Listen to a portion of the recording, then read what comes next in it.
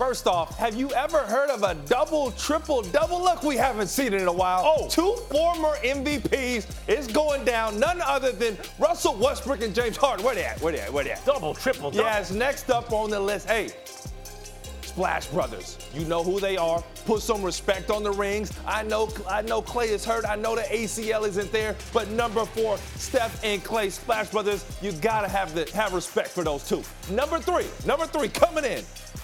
Even at 70%, Kevin Durant is still arguably the best player in the world. And when he comes back, he's going to be special. And I tell you, I play with Kyrie Irving. He is arguably the most talented player I have ever played with. Kevin Durant, Kyrie Irving. Number 2 on the list. This was tough. I could go either way. I couldn't go wrong.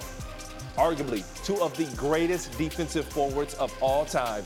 Listen, Kawhi Leonard and Paul George. And right now, Kawhi Leonard, the best player on the planet. And by the skinny margin, listen, the king, the GOAT, the greatest of all time, is Anthony Davis. And the one thing about AD, you got to understand, Anthony Davis is the modern-day Kevin Garnett. And the reason these two edged out, the reason LeBron is up top and Kawhi and Paul are lower, LeBron James' passing ability. You're going to see this duo in a pick and roll. So that is easily my top 5 list. This is easily the worst list you could have possibly put together. How did you get this all wrong, given the fact that for 12 years, you had a front row seat to the best players in the NBA on that bench, watching all these superstars play? First of all, Westbrook and Harden, I'm going to leave that alone because I'm going to tell you who should be in there ahead of them, but I'm going to say that for last.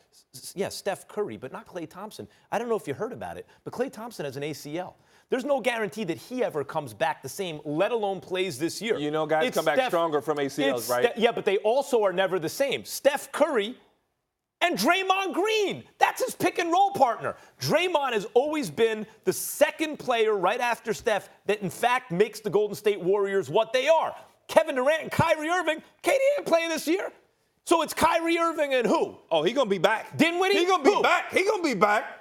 It'll be a miracle. And then Leonard and George, you should flip-flop with LeBron James. And the GOAT is Jordan. That's ridiculous that you call LeBron James. That's ridiculous. There's no argument for LeBron over Jordan. Now, so really Westbrook, you disagree with everything. Harden at 5th. How about Simmons and Embiid?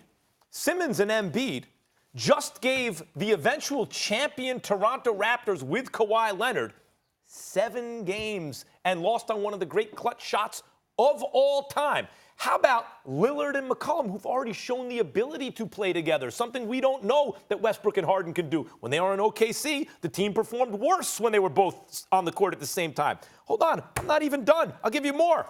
How about Giannis and whoever you want to say the second best player is, who now I think it's safe to say is Middleton. Brogdon's not on the team.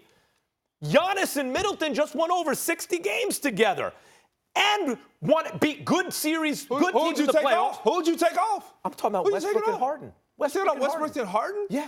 Have you seen listen. Who plays defense between Westbrook and Harden?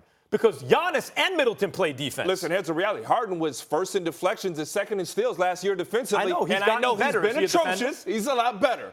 But you're going to count him out that quick? I got more. I'm not even. I might have more. Hold on. Embiid's. No, I gave you. I'll tell you another good pairing that may fit well or better together than those two. How about Kemba and Tatum? Kemba and Tatum can run a little guy, big guy thing. Tatum has the ability to be the best offensive player on a powerhouse team. You're guessing. Offense You're hoping. You're hoping who those two are. I know who those two are. I know who Harden is. Yes. I know the way that Russell passes the ball. I know the way he's going to push pace and tempo. And James Harden's scoring ability. We can't deny that. And the one thing people sleep on, James is willing to play off the ball and pass, but they didn't have another creator, Max. You know what's amazing to me is that people who pay, and I brought this up yesterday, lip service to defense. Yeah, defense wins championships, defense. When it comes down to it, you act like it doesn't exist. That is fully half the game is played on the other side of the floor. Okay, for good teams, a little less than half because they have more possessions on offense, right? But basically half the game is played on the other side of the floor. Kawhi Leonard and Paul George play defense. KD, and when Kyrie wants to, can play defense. Steph doesn't, but Draymond Green, who should be in there instead of Klay Thompson. Hold on. Hold on, let me ask you something. As you talk about Draymond, let me address that. Why does Draymond get so open on the short roll action? If you don't know what a short roll is that's where they double team Steph, he gets the ball, and then he's able to go and make plays. Because they have shooters. Because they have shooters. Because they have who? What particular shooter? Klay Thompson. Klay Thompson. But they don't have him this year, do Are they? you aware, injury-wise, I'll let you know, because the only thing you've injured is that nose of yours. Injury-wise, ACLs, guys come back stronger. Now, Achilles, there is a high concern. I understand when you talk about Kevin Durant, he's going to be okay, he's 7 feet. But off of ACL, Klay Thompson is going to be stronger than he was before. Not necessarily, though, Ryan. That's some examples, yes. Some examples, they're never the same. Somehow he stopped working hard? You know, there are other players who've worked hard off an an ACL and haven't been the same. That's a much more serious injury than people are acting. People are acting like it's a given. It's not a given. Not today, let alone KD. And listen, an Achilles is something else. People are like, I hope KD proves me wrong. I hope KD has the best moments of his career coming up because he could. But the odds are against it. I've got zero concern. And Klay Thompson, the ACL, it's like that's close to like a 50-50 proposition if you return the same. The only question mark would be is his work ethic. This isn't Chris Webber and back in the day when guys tore their ACLs and they got cut wide open. This is a surgery. He may be walking around, taking some set shots. I mean, literally now with the advancements in today's medicine, with his work ethic, the guy's going to be back around February or even later.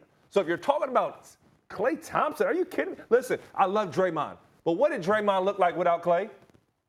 Draymond and Steph. Well, no. What did he look like when Klay was off the floor in the finals? But you just spent all of yesterday talking about D'Angelo Russell can hit threes and take you off the bounce. The thing that is the modernization of the NBA, the revolution in offenses, it's not just the Splash Brothers. Really, when you get to the heart and soul, the irreducible elements on the Warriors, it's number 1, Steph Curry, number 2, Draymond Green. He's the guy who allowed them to play 5 out. He's the guy who allows Steph to run the pick and roll the way he does all the dirty work on defense. He is the second most important player in terms of the identity of the Golden State Warriors and the modernization of the NBA offense. On YouTube. For more sports highlights and analysis, be sure to download the ESPN app. And for live streaming sports and premium content, subscribe to ESPN+.